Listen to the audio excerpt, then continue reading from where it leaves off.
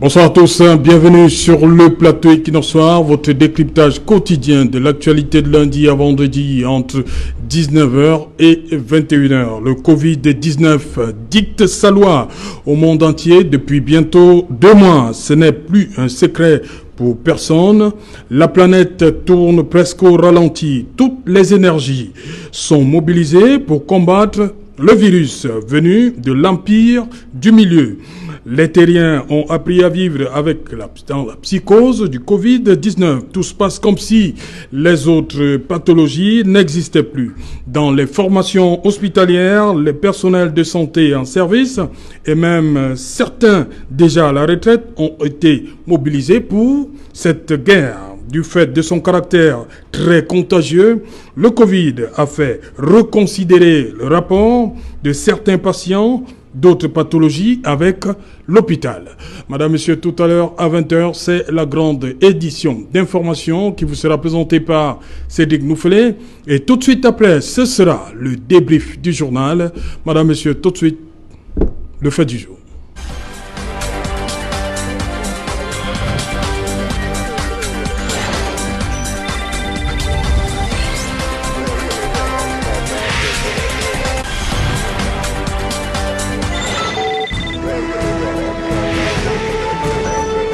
Covid-19 dans les hôpitaux, où sont passés les autres malades? C'est une interrogation à laquelle nous tenterons ici à Douala ainsi qu'à l'étranger de trouver des solutions. Et sur ce plateau à Douala, je commence honneur aux dames. Bonsoir Arlette Tafak. Bonsoir Serge-Alain. Bienvenue à Douala. Merci bien. Arlette Tafak, vous avez sûrement lu son poste. Elle, on l'appelle depuis quelques jours la sacrifiée. On va revenir en détail sur cette sortie. Un coup de gueule, on va le dire. Ah, merci. Voilà le coup de gueule d'Arlette Tafak. Je rappelle que Arlette Tafak est membre de la société civile. C'est bien cela? Oui, effectivement, je suis membre de WILF Cameroun.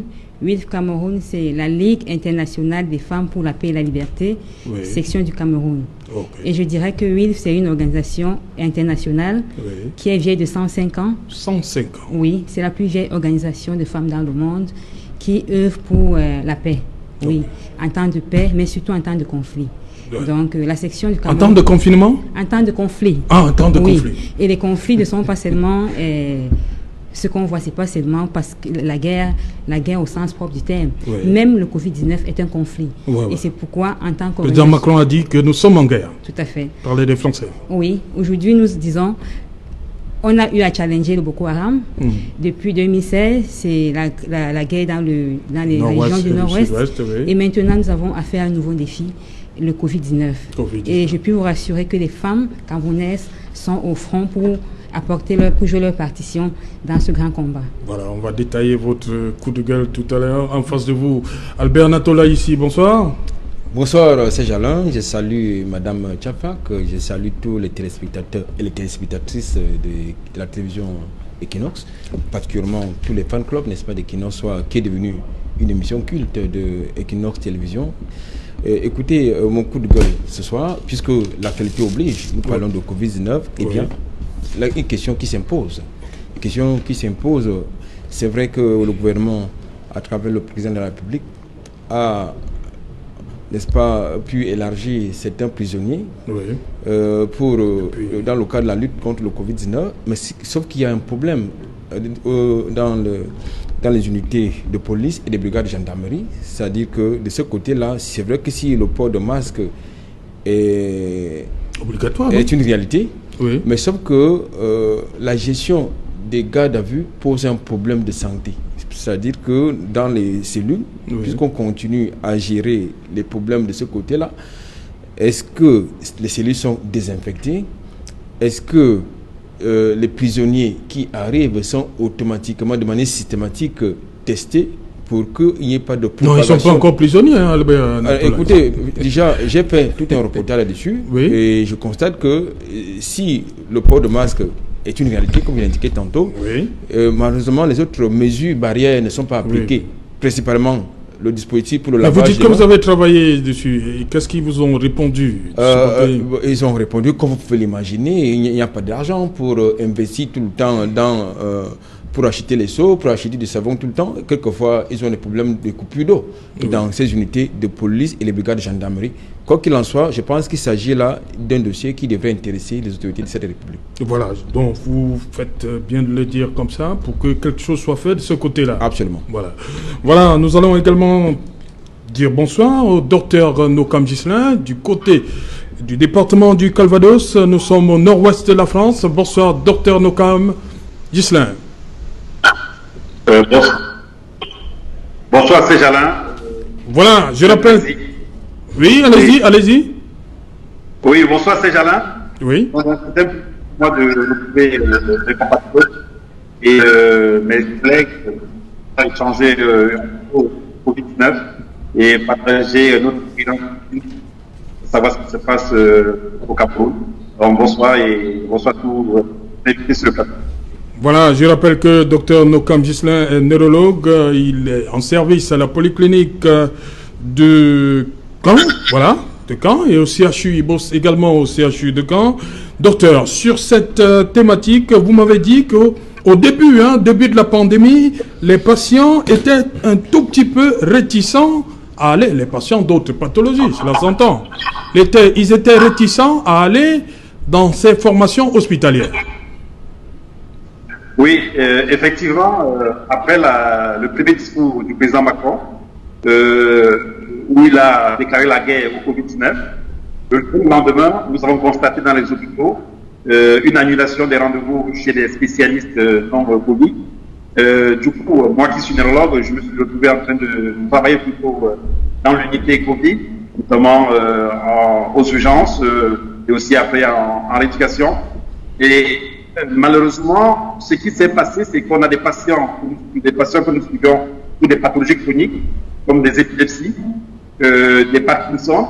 On a constaté que ces patients se dégradaient. C'est vrai qu'il avait mis en place la téléconsultation, mais on s'est rapidement rendu compte que la téléconsultation ne suffisait pas à résoudre les problèmes. Et heureusement, au deuxième discours du président Macron, il a un peu ouvert les vannes et nous a permis à certains spécialistes de voir des patients pour des pathologies aiguës. Mais il y a toujours, ce qu'on constate aujourd'hui, il y a toujours des patients qui sont réticents à aller à l'hôpital parce que pour eux, l'hôpital, c'est un cluster, c'est aller vers le virus et ce qui crée un énorme problème.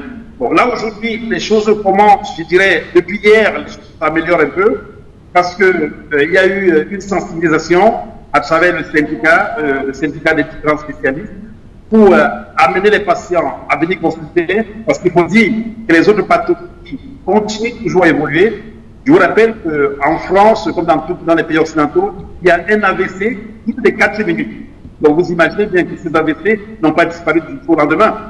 Et donc, il y a les patients qui ont des problèmes de cancer, qui ne peuvent pas faire des chimio. Donc là, on a essayé d'organiser un peu les services, que les patients qui ont d'autres pathologies que le Covid puissent venir à l'hôpital. Par exemple, là, actuellement, je travaille dans le centre de rééducation de Covid, où nous prenons en charge les patients post-Covid pour la rééducation après la réanimation. Et effectivement, on a créé un circuit patient avec un ascenseur qui est dédié aux patients Covid, une place au centre de rééducation uniquement dédiée à ces patients-là, avec un site bien organisé, des infirmiers dédiés, parce que la tenue pour aller dans ce centre, dans cette unité est spéciale. Et ça a permis de rassurer les patients qui sont internés au centre, des patients qui viennent nous voir en consultation. Par exemple, hier, pour la première fois depuis le début de l'épidémie, il n'y a eu que 2 annulations de rendez-vous non Covid. Donc, c'est que doucement, les patients commencent à comprendre qu'il faut venir à l'hôpital, mais je peux vous rassurer, que comme j'ai bien suivi votre journal hier, ou d'Equinox, où on montrait que les hôpitaux étaient vides. Moi, je comprends les patients, il faudrait juste qu'on explique vraiment aux patients qu'il y a un circuit, et je pense que le Cameroun est en train de connaître ce que nous avons connu en début avril, et c'est logique parce que il faut dire que c'est une pathologie, on l'a comme une pathologie grave, ce qui est vrai. Il y a une psycho chez tout le monde. Les gens ont peur d'aller à l'hôpital prendre le virus et venir et contaminer les personnes qui habitent chez eux. Donc, parfois, c'est des personnes âgées qui sont des personnes à risque. Parfois, c'est des personnes hypertendues qui sont des personnes à risque. Parfois, c'est des personnes diabétiques, des personnes qui ont un cancer. Donc, quelque part, les hôpitaux se vident je peux comprendre, mais il faudrait juste que nous, personnels de santé, nous expliquons à la population de combattre les hôpitaux et qu'on puisse créer un circuit. Vous savez, dans certains, comme dans un pays de l'Europe de l'Est, il y a par exemple les hôpitaux d'infection. Bon, nous en France, on n'a pas ça. Au Cameroun, c'est le même système que la France. Il n'y a pas des hôpitaux dédiés aux infections. Mais je pense que dans notre système, nous pouvons créer un circuit et rassurer les patients parce que ces patients qui ne vont pas en consultation reviendront dans 2 ou 3 mois avec des pathologies beaucoup plus graves et malheureusement, on aura du mal à les gérer. Et après, ces patients qui décèdent et qu'en 24 sont le Covid, on dira qu'ils sont morts du Covid alors qu'ils sont morts d'une autre infection, d'un cancer, d'un AVC, d'une embolie pulmonaire ou d'autres pathologies. Donc voilà un peu ce que je peux dire là-dessus. Oui. Et pour résumer un peu la situation actuelle en France. Voilà, rapidement, Dr Nokam, vous dites le déconfinement, on sait que c'est à partir du 11 mai. Qu'est-ce qui rassure les patients? Vous dites que depuis hier, ils ont recommencé à revenir. Qu'est-ce qui les rassure? Alors que nous ne sommes pas encore, vous n'êtes pas encore dans le déconfinement. Rapidement, Dr Nokam. Oui, effectivement, le déconfinement, c'est le 11 mai. Mais comme je vous disais tantôt, le simple discours du chef de l'État de dire qu'il y aura le déconfinement le 11 mai, ça a rassuré beaucoup de personnes. Et donc, on est à une semaine du 11 mai. Il y a des patients qui ont téléphoné après. Le syndicat, l'ordre des médecins, a joué son rôle, a informé les patients qui peuvent les consulter pour certaines pathologies, on va dire des pathologies semi-urgentes, pas forcément des pathologies non urgentes. Et donc, du coup, on a donc appelé les patients et quand ils nous appellent au secrétariat, on leur dit oui, vous pouvez venir. Et je pense que même si le confinement c'est le 11 mai, on sent déjà qu'il y a un petit confinement qui s'annonce de manière très... Parce qu'il faut quand même noter que ici, les gens sont très disciplinés. Et donc, depuis qu'il y a des masques, parce qu'avant, il n'y avait pas de masques. Donc, depuis hier, les masques sont en vente en grande surface au prix de 95 centimes le masque. Donc, du coup, beaucoup de gens viennent en consultation avec les masques. Il y a 2 semaines, ils n'avaient pas de masque. Ils ne pouvaient pas venir en consultation. Donc, une fois qu'un patient a son masque, le médecin a son masque, il ne faut pas hésiter d'aller à l'hôpital. Donc, je pense que la clé, c'est les masques à tout moment. Une fois qu'il y a le masque, effectivement, on pourra... Ça rassure. Voilà, merci Dr Nokam, merci pour ce... Voilà, merci Dr Nokam. Je rappelle que vous êtes neurologue, vous êtes en service à la Polyclinique Deauville et également au CHU de Caen. Voilà, Albert Natola ici, on a eu cette période-là restons à Douala. On a parlé de l'hôpital de Lok-Baba où il y a eu cette psychose. Les gens avaient peur du simple fait qu'on a annoncé que l'hôpital de Lok-Baba allait accueillir certains malades de Covid. C'était la débandade de ce côté. Non, ce n'était pas la débandade qui était le fait de l'annonce. Oui. La débandade est le fait d'une décision malheureuse qui avait été prise en son temps par certaines autorités de la ville de Douala, notamment l'inspecteur général des services des gouverneurs dans la région du littoral, qui avait cru devoir réquisitionner certaines structures hospitalières de la ville de Douala, notamment l'hôpital gynéco-obstétrique et pédiatrique de Yassa, l'hôpital à Kentini, et une réquisition partielle pour ce qui concernait le centre médical d'arrondissement de Kololoun et n'est-ce pas de Bonamou-Sedi et une réquisition totale, n'est-ce pas, de l'hôpital de district de Lok-Baba. C'est-à-dire, cette opération a consisté carrément à chasser manu militari les malades qui étaient en hospitalisation de ce côté-là. Donc cette psychose non, c'était juste une décision malheureuse. La preuve, c'est que le ministre de la Santé n'était pas au courant de cette décision malheureuse.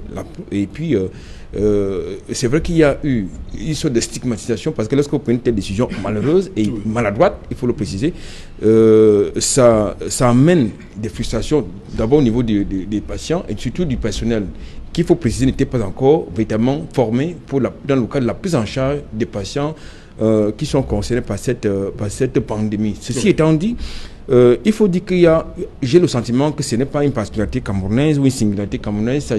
Il y a un échec de l'ISC, c'est-à-dire de l'information, l'éducation et de la communication autour de la pandémie, parce que c'est là où se pose le problème. Nous constatons, nous, au niveau de la santé publique, n'était pas au courant de cette décision malheureuse. La preuve, c'est que le ministre de la Santé n'était pas au courant de cette décision malheureuse. Et puis c'est vrai qu'il y a eu une sorte de stigmatisation parce que lorsqu'on prend une telle décision malheureuse, la preuve, c'est que le ministre de la Santé n'était pas au courant de cette décision malheureuse. Et puis c'est vrai qu'il y a eu une sorte de stigmatisation parce que lorsqu'on prend une telle décision malheureuse, la preuve, c'est que le ministre de la Santé n'était pas au courant de cette décision malheureuse. Nous avons, nous constatons qu'il y a des facteurs stigmatisants et même de la stigmatisation, tant au niveau même de certains patients qu'au niveau des structures sanitaires qui ont été réquisitionnées comme étant des centres spécialisés dans le cadre de la prise en charge, n'est-ce pas, de cette pandémie. Je crois, à mon sens, qu'il faut quand même le préciser, si je dois ramener, n'est-ce pas, la pandémie Covid-19 dans le contexte africain, qui ne fait pas autant de victimes qu'à l'extérieur, mais davantage, il faut préciser que le paludisme fait plus de victimes, continue de faire davantage de victimes, au même titre que la famine, même les guerres, c'est-à-dire les armes qui sont vendues sur le continent africain, font davantage de victimes que le Covid-19 dans le contexte africain. Pourquoi? Parce que il faut quand même indiquer que cette psychose qui est, n'est-ce pas, le fait de certains médias étrangers, parce que lorsque vous zappez chez vous, Covid-19 à gauche, Covid-19 à droite, vous voyez donc que ce matraquage a une incidence psychologique au niveau des populations.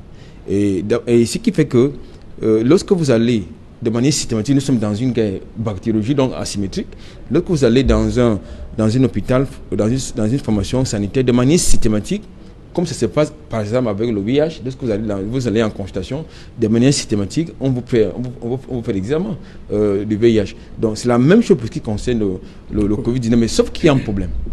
Le problème c'est qu'aujourd'hui dans la rue, lorsque vous toussez ou éternuez, on vous soupçonne d'être infecté par le Covid-19. Je pense que de ce point de vue, il faut que le gouvernement, du moins que l'OMS, trouve un protocole justement, parce que jusqu'ici, on ne l'a pas trouvé trop proactive pour que justement les populations ne soient plus dans la psychose. Okay. Et j'ai le sentiment que l'effet désiré, je veux dire, escompté, c'est justement en faveur des laboratoires pharmaceutiques.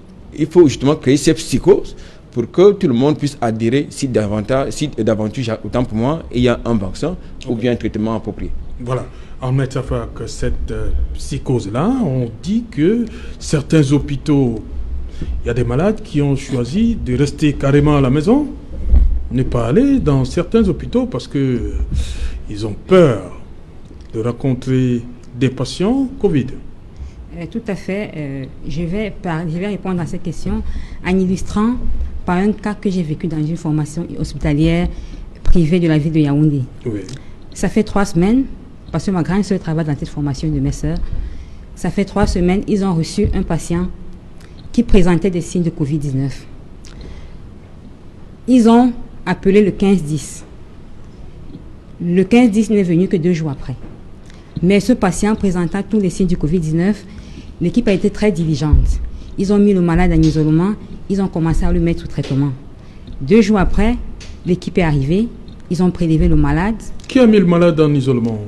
L'hôpital dans lequel le patient est arrivé. Oui. Puisque le patient présentait tous les signes de Covid-19, oui. Ils ont mis le malade sous traitement déjà, le protocole, et ils l'ont mis en quarantaine dans l'hôpital. Le 15-10 est venu, l'équipe est venue 2 jours après, ils ont prélevé ce malade, c'est 3 jours après que les résultats du patient sont sortis. Et ils sont revenus 3 jours après, quand ils se sont rendus compte avec les résultats qui étaient positifs, ils sont partis avec le patient. Le personnel de cet hôpital était dans la psychose. Ils ont essayé de tracer l'itinéraire de ce patient. Le patient était en contact avec 19 personnes dans la formation hospitalière. Quand, je vous rassure, quand on est venu prendre ce patient, il y avait d'autres malades qui étaient à l'hôpital. Ils ont vu ce patient partir. Mais le lendemain, le personnel continuait d'être là. Le personnel a appelé le 15-19 pour leur dire, voilà l'itinéraire de ce patient. Il y a 19 personnes qui ont été exposées. Qu'est-ce qu'il faut faire? Il faut venir nous prélever. Nous sommes 19.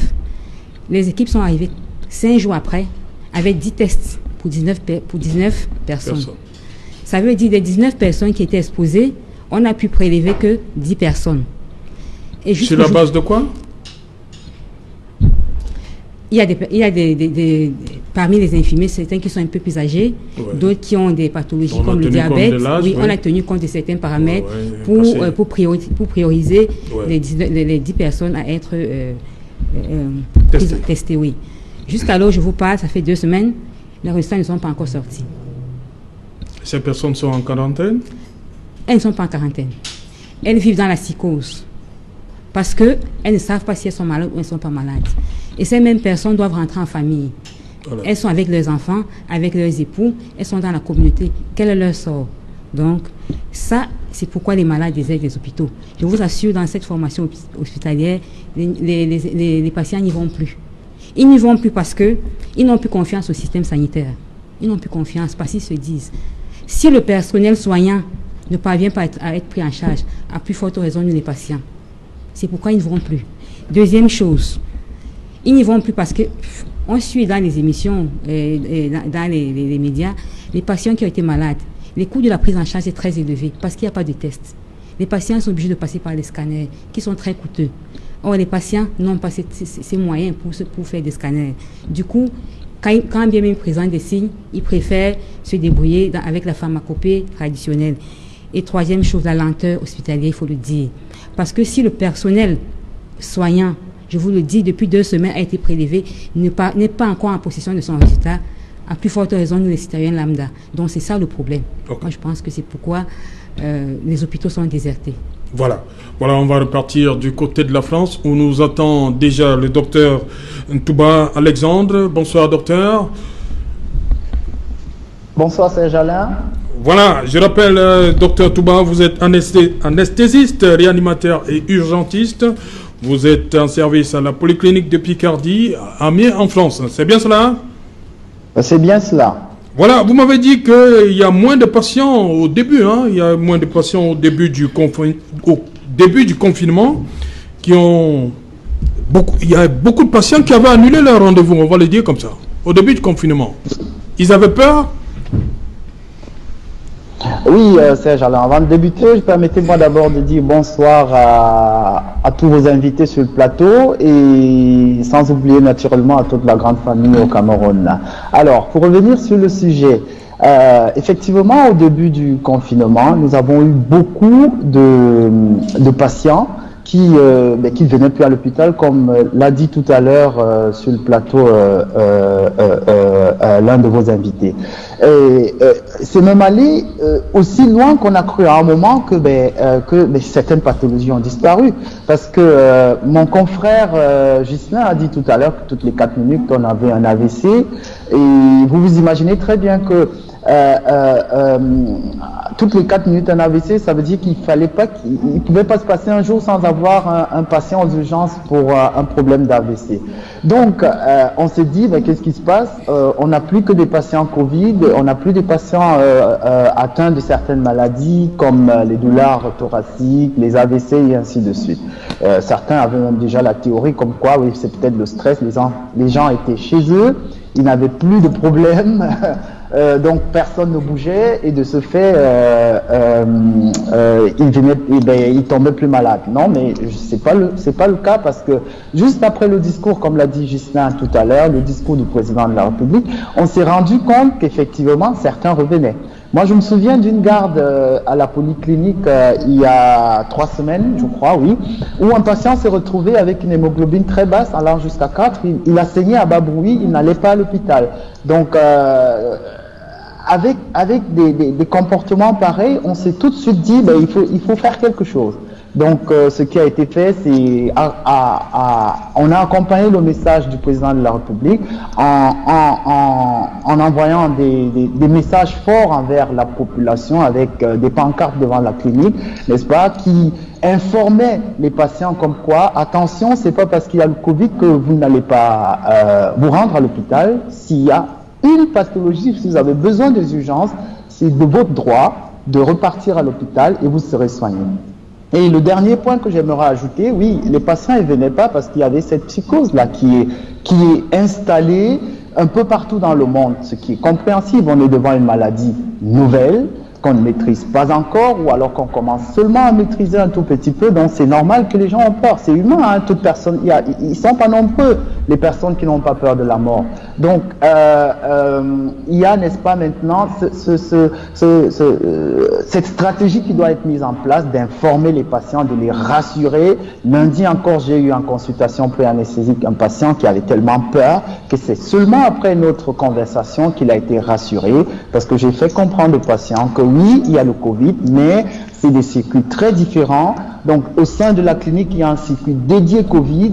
Dès l'entrée, il y a, n'est-ce pas, un filtrage, il y a un circuit dédié Covid et un circuit, n'est-ce pas, qui va s'occuper des pathologies semi-urgentes, voire urgentes de tous les autres personnes. Voilà, docteur Touba, vous dites que depuis 2 semaines, les patients d'autres pathologies ont recommencé à revenir dans les formations hospitalières.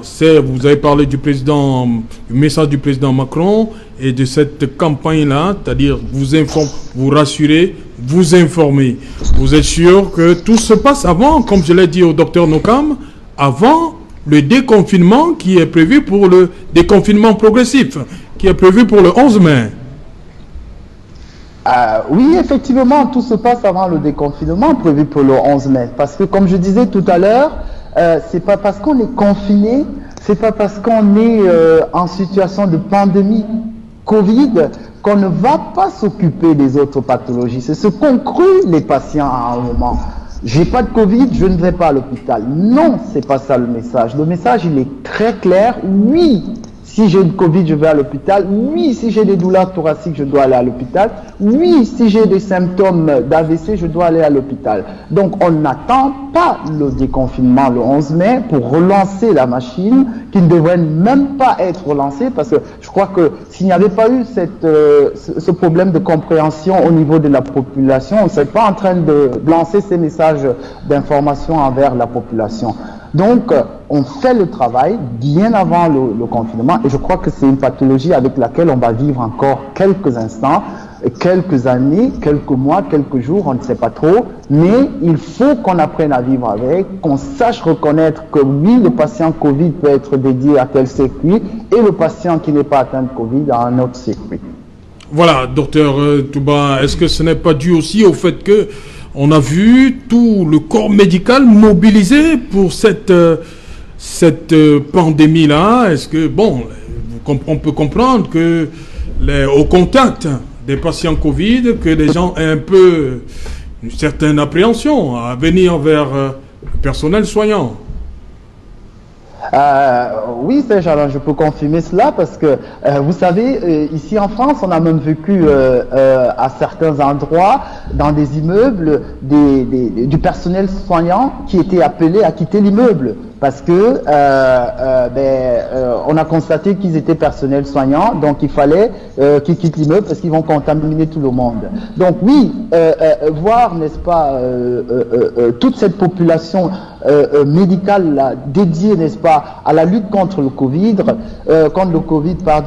a poussé certainement la population à croire que de toutes les façons, ils sont tous en train de se battre contre le Covid. Nous, on a besoin de rien faire, on ne peut rien faire, on est abandonné à nous-mêmes. Donc oui, c'est une psychose qui s'est installée avec ces images de combat, mais ça ne devrait pas l'être parce que même nous, au sein de notre clinique, on avait 2 lignes de garde. Il y avait une ligne de garde dédiée Covid et une ligne de garde dédiée aux autres pathologies. D'habitude, c'est l'inverse qui se passe. Là, actuellement, c'est l'inverse. C'est-à-dire que la ligne de garde Covid est plus tranquille parce que le nombre de patients diminue et la ligne dédiée aux autres urgences a plus de boulot.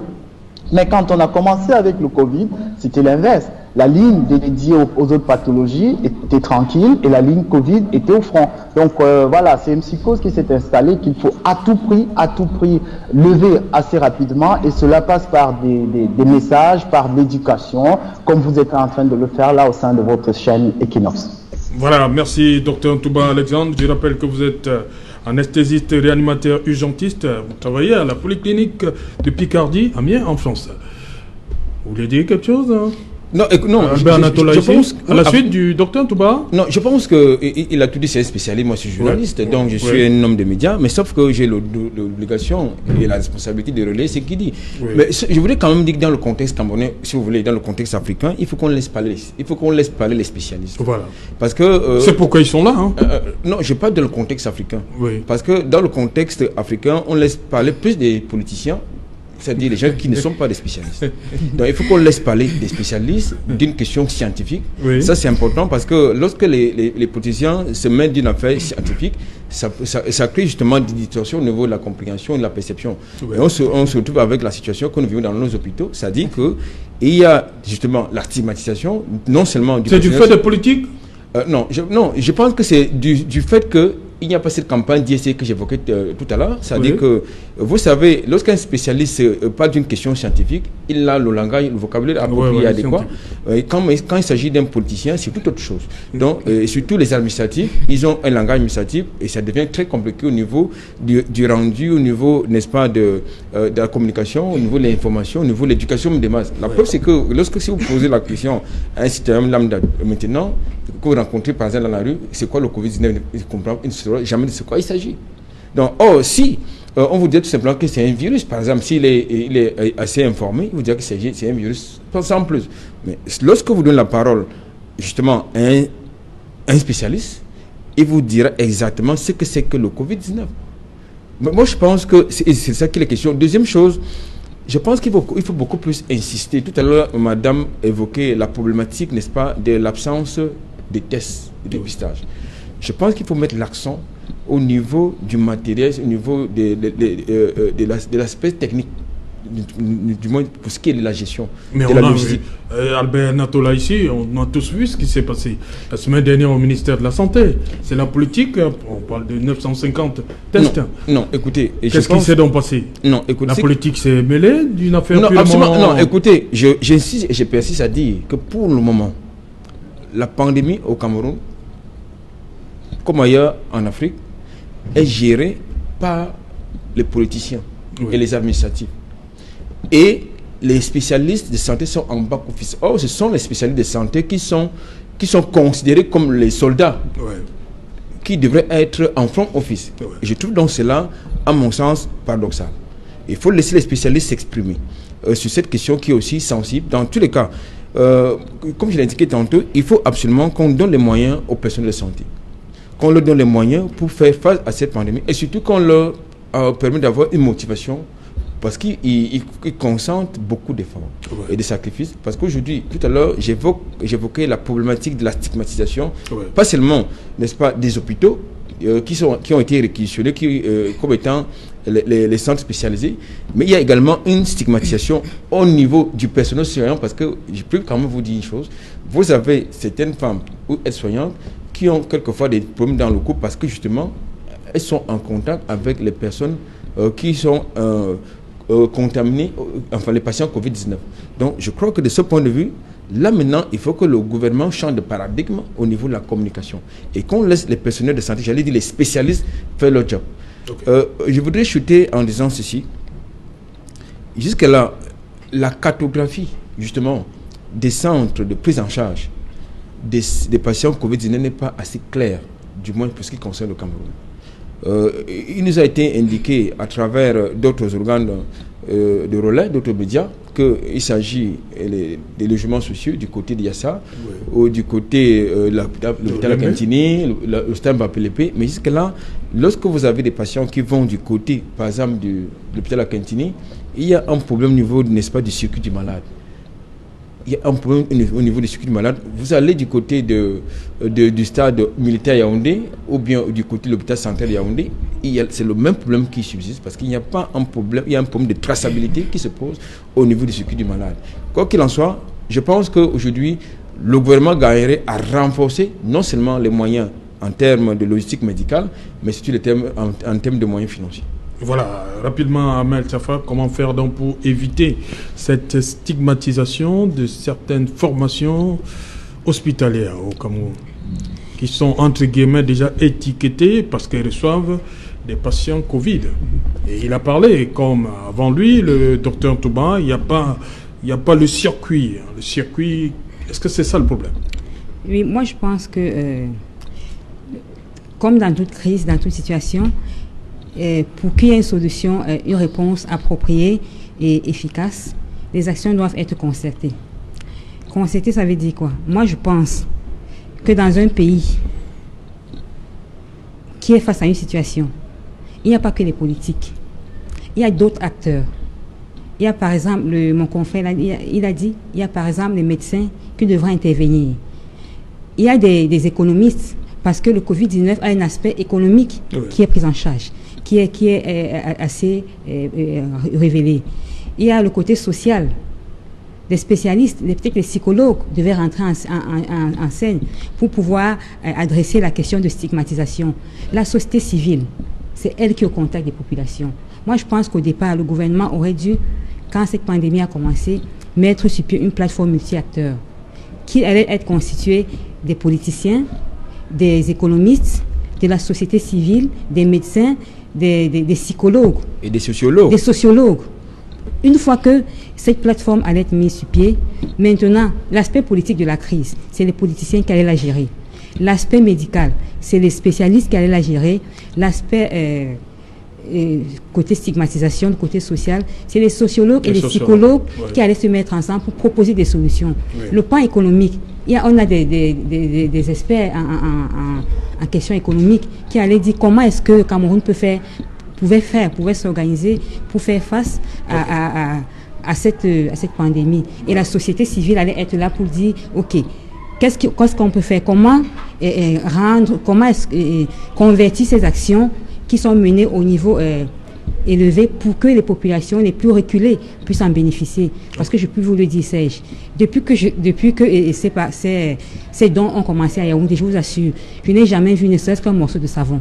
Moi, qui suis à Yaoundé, je n'ai jamais vu un morceau de savon. Pourtant, tous les jours à la télé, on nous montre comment les autorités sont mobilisées 5-10 pour aller remettre 4 seaux, un carton de savon. Vous voyez seulement le savon à la télé, c'est ça? Je vois, hier, par exemple, c'était même ridicule à la limite. J'ai vu des autorités à Bafoussam, au moins 10, qui étaient mobilisées pour remettre entre guillemets, un soi-disant don. Il y avait peut-être 10 seaux, un carton de savon, c'était tout. Ok. Donc, Merci, Armel Tafar. Nous allons prendre la direction de l'Amérique du Nord, où nous attend le professeur Djantou Prévost, direction Canada. Bonsoir, professeur. Bonsoir Serge Alain, bonsoir à tous les co-panélistes et bonsoir à tous les Camerounais qui regardent attentivement cette émission. Voilà, professeur Djantou Prévost, vous êtes gastro-entérologue et pédiatre, vous exercez à l'hôpital Sainte-Justine de Montréal au Canada. Vous vous dites que de ce côté-là, on a établi 3 zones. La zone chaude, la zone tiède et la zone froide. Expliquez-nous. C'est ça, donc lorsque la pandémie a été un problème qui a été révélé dans plusieurs pays, on a tout de suite, avant même que les premiers cas n'arrivent au Québec, on a mis en place une stratégie pour pouvoir isoler les malades. Donc cette approche avec des zones de couleur, on pourrait la définir aussi selon la température. La zone chaude, ce sont les malades confirmés. La zone tiède, ce sont les malades ou les patients qui ne sont pas encore confirmés. Et la zone froide, ce sont tous ceux qui n'ont pas du tout une maladie. Et cette approche qui a été mise sur pied très rapidement dès le début permettait d'avoir 2 actions. Déjà, rassurer les patients qu'à partir de ce circuit, ils auront une faible probabilité d'être exposés à des patients de la zone chaude qui sont contaminants. Et aussi permettre aux soignants d'éviter de passer d'une zone à l'autre. Parce que comme vous le savez, et tout le monde a découvert avec stupeur, que les soignants sont très très souvent malheureusement exposés à des cas et la plupart d'entre eux peuvent se retrouver contaminés. Et lorsqu'ils se retrouvent contaminés sans avoir encore eu le diagnostic, ils peuvent aussi contaminer d'autres malades. Donc la probabilité de le faire diminue selon qu'on est dans des zones chaudes, tièdes ou froides. Et c'est important lorsqu'un soignant est assigné à une zone de ne pas passer de l'autre côté.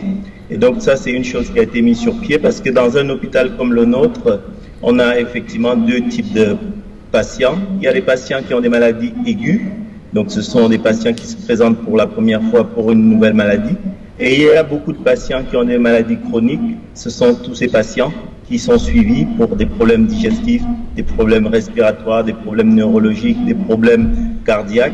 Et à partir de ce système de schéma, on pouvait continuer à les suivre dans les zones froides parce que pour la plupart d'entre eux, ils sont très fragiles au niveau immunitaire. Voilà, professeur Djantou, est-ce qu'aujourd'hui, la confiance est en train d'être rétablie entre les patients d'autres pathologies et les formations hospitalières au Canada? Oui, Serge Alain, tout à fait. Et cette confiance a reposé très rapidement dès le début sur l'information, la communication. Parce qu'au début, tant les soignants que la population ont découvert cette nouvelle maladie. Et donc, il a fallu les aviser de ce que ça peut représenter comme risque. On a rédigé des documents des recommandations et des messages ciblés aux patients. Donc, on a envoyé à des patients ces recommandations pour leur expliquer qu'il fallait, dans un premier temps, rester à domicile. On a fait beaucoup de télémédecine pour permettre de continuer à les suivre à domicile, surtout ceux qui ont des maladies chroniques, qui ont besoin simplement d'être évalués, discutés. On fait de la visioconférence, de l'audioconférence. Et puis ceux qui devaient quand même se rendre à l'hôpital, je prends l'exemple de ceux qui ont des problèmes de dialyse, des problèmes de perfusion, comme des patients qui ont des maladies qui justifient une perfusion au centre de jour. Ils viennent le matin, ils repartent l'après-midi. Pour ces patients, le fait de leur montrer qu'il y avait ce système de zone chaude, de zone froide et de zone tiède, ça les a rassurés et a permis qu'ils arrivent et qu'ils puissent être pris en charge en toute sécurité.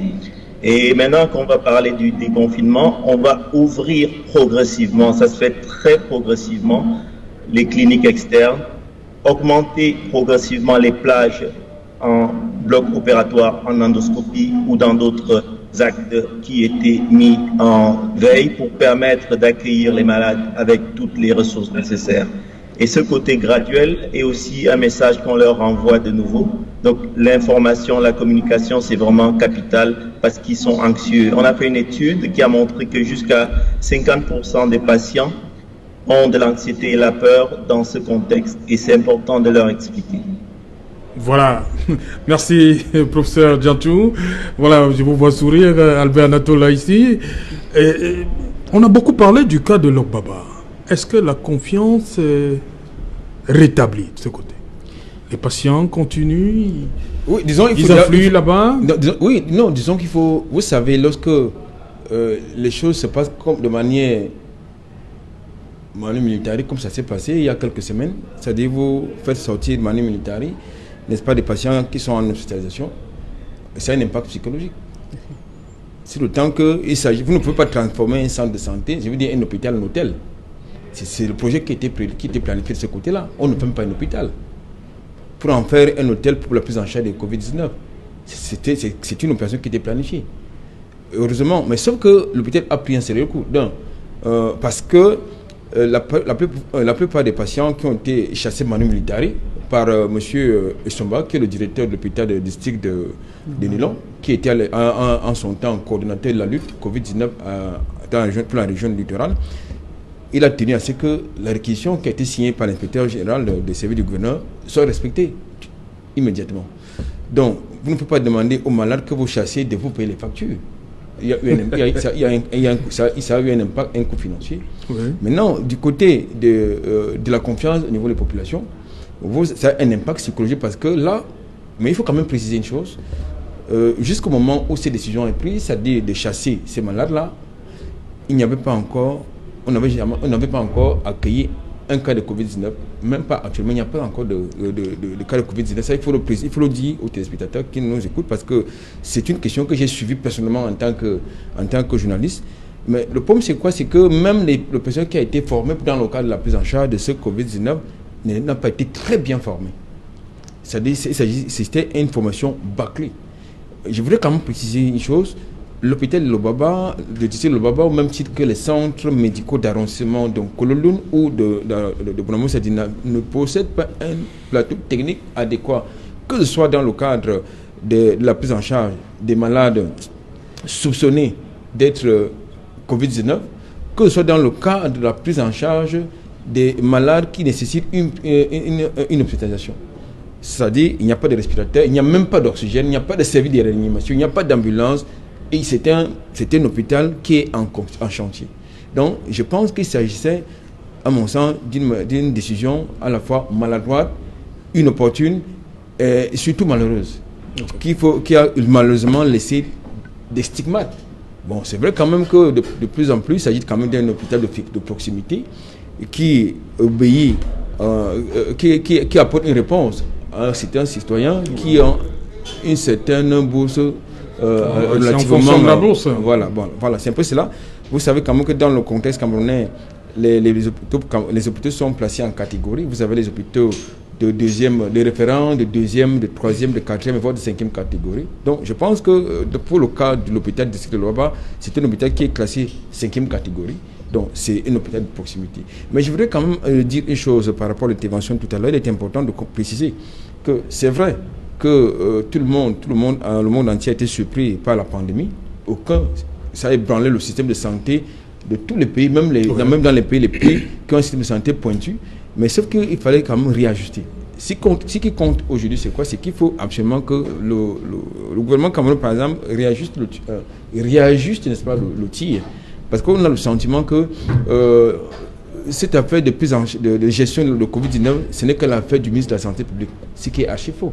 C'est une affaire multisectorielle, multidisciplinaire et multidimensionnelle. Donc, je crois qu'il faut absolument que le gouvernement réagisse de son tir. Et c'est important, et il faut que les moyens suivent. Lorsque je n'ai pas de moyens financiers, des moyens humains et des logistiques. Ahmed Tchafak, le ministre Manaouda, il est seul dans cette bataille? Oui, je pense que le politique est seul dans cette bataille. Je vous l'ai dit dans ma précédente intervention, j'ai dit, quand il y a une crise, ce n'est pas un seul acteur qui peut y faire face. La société a plusieurs acteurs et chaque acteur a son rôle à son niveau. Oui. Voilà. Donc je pense que tous les acteurs que j'ai cités auraient été impliqués dans cette lutte contre le Covid, qu'on n'en serait pas à ce niveau. Voilà, merci. On revient à vous après le journal parce qu'il est déjà là. Cédric Noufelé pour le 20h. Bonsoir Cédric. Au menu ce soir.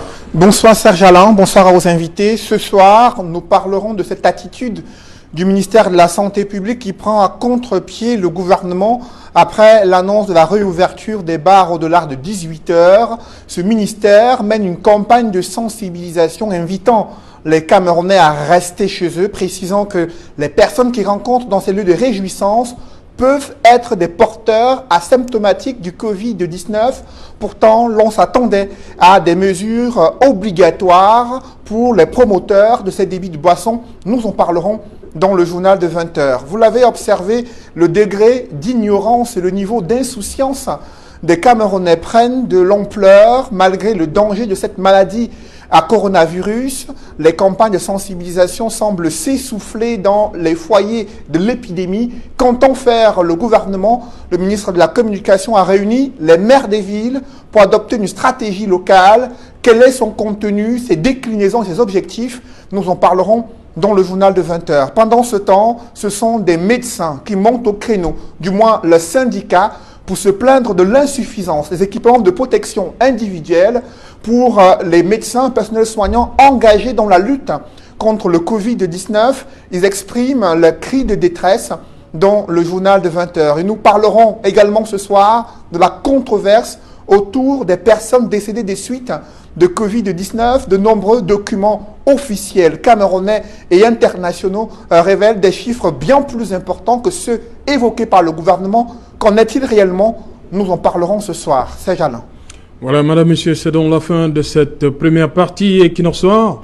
On se retrouve après le 20h de Cédric Noufelé pour Equinox Soir. Deuxième partie, ce sera, bien évidemment, le temps du débrief. Place tout de suite donc aux 20h de Cédric